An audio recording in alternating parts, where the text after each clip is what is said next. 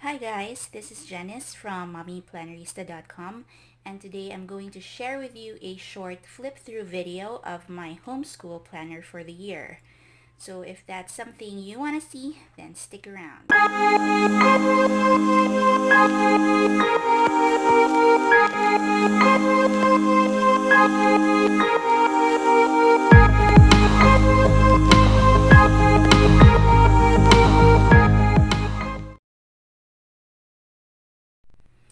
Okay, I posted a picture of this planner I think about a couple of weeks ago on my Instagram account, and I received a few requests for a flip through, so that's what I'm gonna do right now. But before that, I just want to say that I set up this planner according to my own needs as a homeschool mom. I've developed a planning system for myself since I started homeschooling, and I tweak that every year according to what I need or the changes that according to the changes that happen in our homeschool journey. So with that said, um, please bear in mind that what you need for a planner may not look exactly like this. So I'm just filming this in order to give you some ideas or inspiration on what you can include in your own homeschool planner. Now, I know that there are already some ready-made homeschool planners available in the market, although here in the Philippines there aren't really a lot of options. Um, there are more options from the US, but I didn't want to have to deal with shipping and all that stuff, so I just opted to use this binder. It's a KKK standard size rain planner, and then I just opted to buy printable inserts on Etsy.com. It's just the easiest option for me. In that way, I'm not I don't have to wait for shipping, and I'm able to customize the planner according to what I need. So with that said, let's dive in. Okay, like I said, this is a standard size KKK rain planner that I've had for over a year now. Last school year, I actually started my homeschool planning with this planner, but then in October, I switched over to a letter size binder when I won a homeschool planner giveaway from One Stop Teacher Shop or One Stop Planner Shop. Um, so since October, I've been using that planner, but I decided to switch back to this one because the One Stop Teacher Shop inserts are letter size, and I just feel that it's too big for me. Most of the time, I'm not really able to fill up the entire sheet of paper, which is just a waste. But aside from the size, I think that planner is great. It's very customizable. There are so many templates that you can choose from. So if that's something you want to check out, I'm gonna leave a link to that below on the description box so you can check it out. But like I said, I wanted to switch back to a smaller size. This is a personal size ring planner with personal size ring inserts, because I don't really do a lot of writing down throughout the year. Most of my homeschool planning occurs before the actual start of the school year, and for the rest of the time, all I do is really to track and check stuff and those kinds of things. So now let's go inside and look at what I have in here. Okay, so for those of you who don't know, I'm homeschooling two kids. This school year, my eldest son will be in fourth grade, and my youngest son will be in pre-K. So the way I've divided this planner is that most of it will be for my fourth grade son, but there is a section here for my pre-K son. So I'll show you that later on. This year I decided to go for inserts made by Pink and Posy Designs on Etsy. I went for this set of inserts because there aren't really a lot of options for printable homeschool planners on this with this size on Etsy, and that's okay because when I checked the Pink and Posy Designs, she had the inserts that I was looking for, most of them anyway. The ones she didn't have, I was able to supplement with inserts that I already have from Peanuts and Planner Co., which I will show you later. So for this one, this is from Pink and Posy Designs.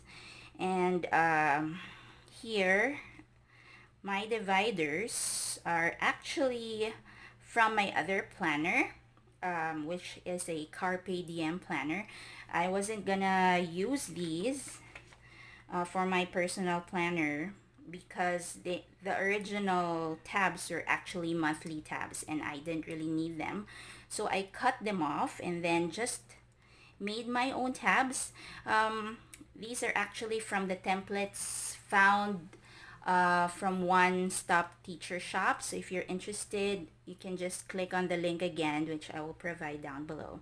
So they have editable tab templates. So I just edited those and placed the tab titles that I wanted. So here I have calendar, lists, notes, lessons, trackers, pre-kinder, and finances. So I have 7 sections here.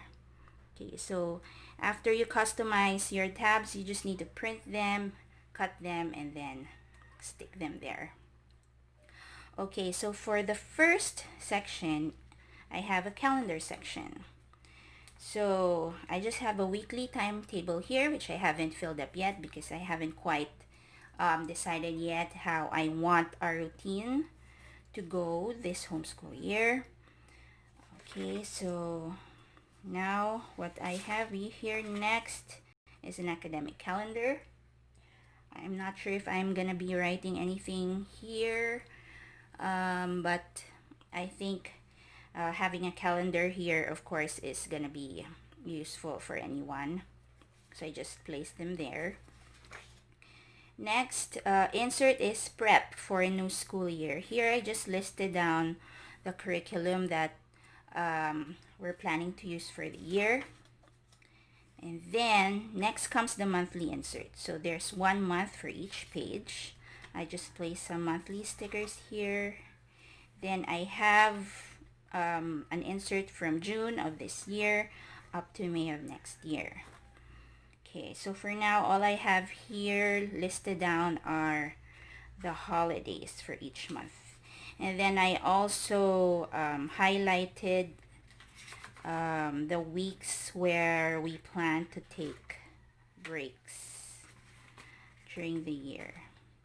Also, for those of you who don't know, also, one major change we're doing with our homeschool this year is that we're no longer enrolling in a local homeschool provider.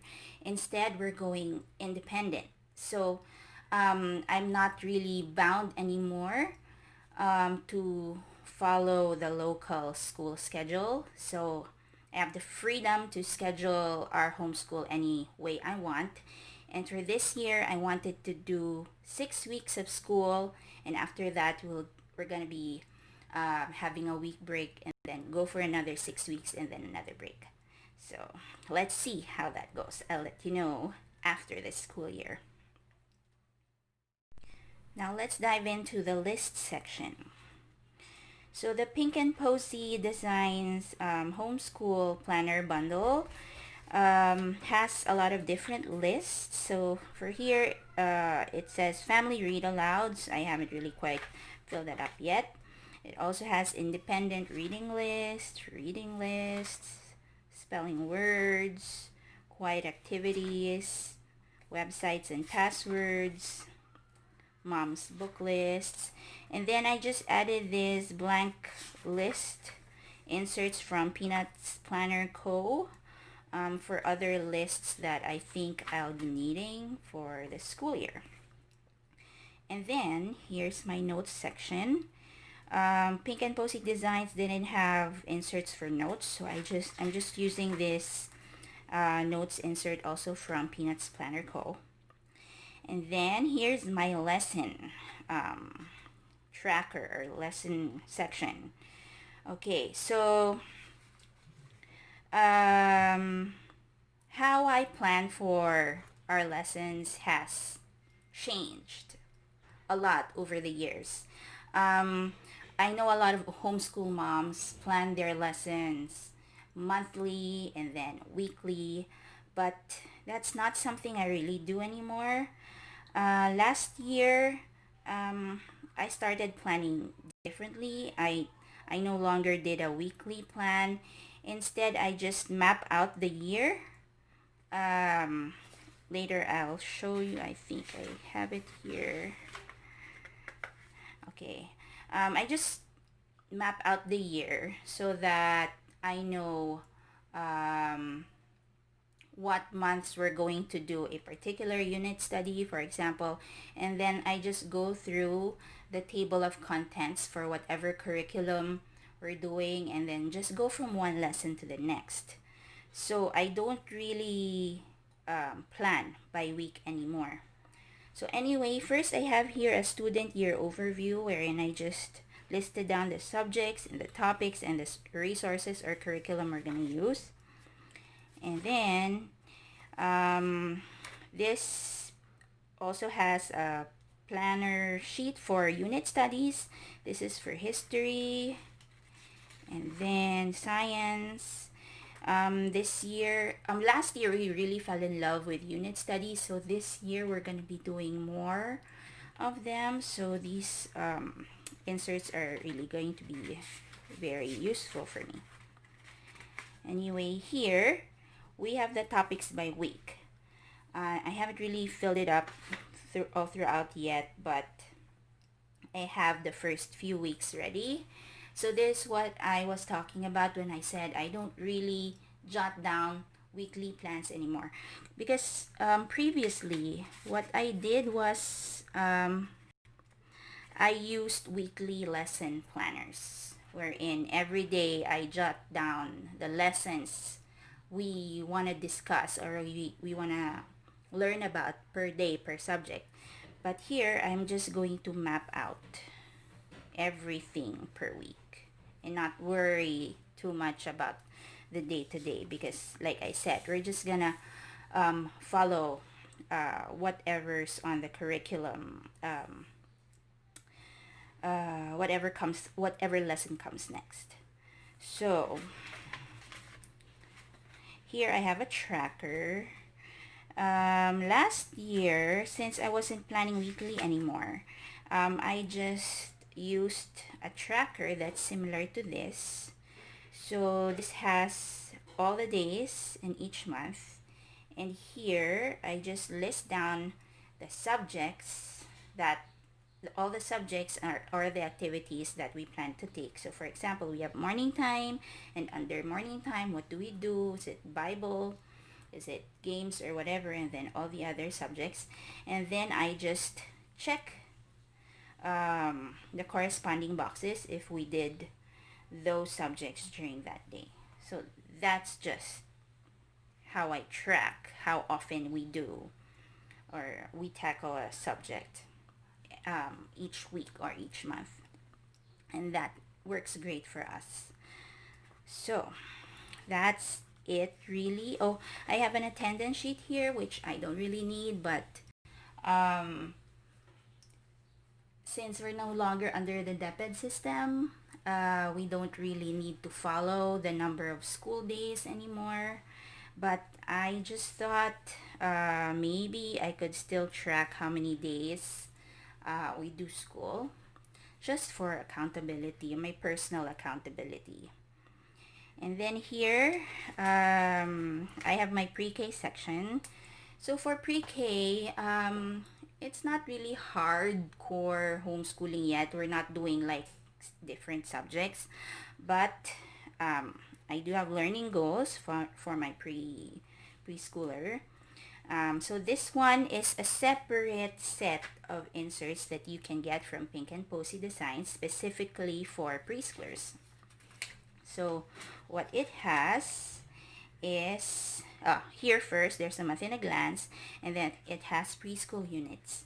So for my preschooler this year, I also plan on doing unit studies because we just find unit studies really fun, and my kids enjoy it and I enjoy it too. And it just makes learning easier for us because it incorporates already so many different subjects in one central theme. So anyway, that's the units. And then here's a sheet for taught busy activities and preschool plans, which I'm not sure I'm really going to need it because it's a weekly plan and I don't really do that anymore, but just in case for busy weeks, I just might use that. Oh, look, to fix that.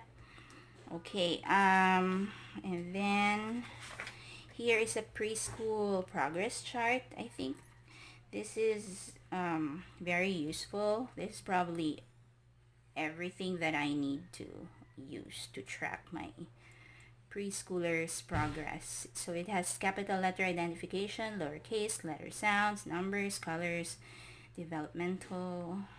So I think that's pretty useful and easy to do. So lastly, I just have a finance section here.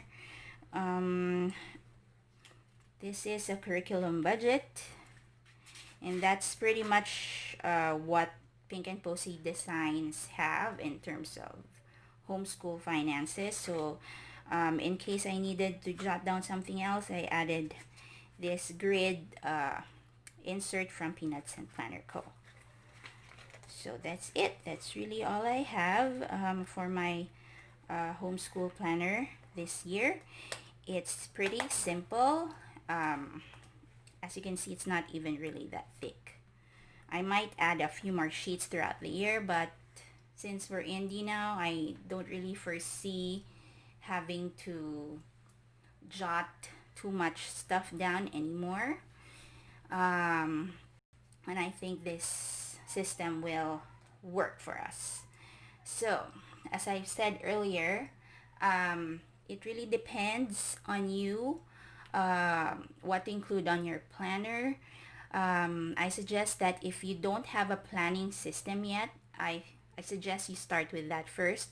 Figure out what you need to plan, how often you need to plan, and then that's when you decide what size planner do you need, what kind of layouts will work for you, and before you set up the actual planner itself. So I hope that this was helpful to you in figuring out how to set up your own homeschool planner. If you have questions, please let me know on the comments below. See you all in the next video. Bye-bye.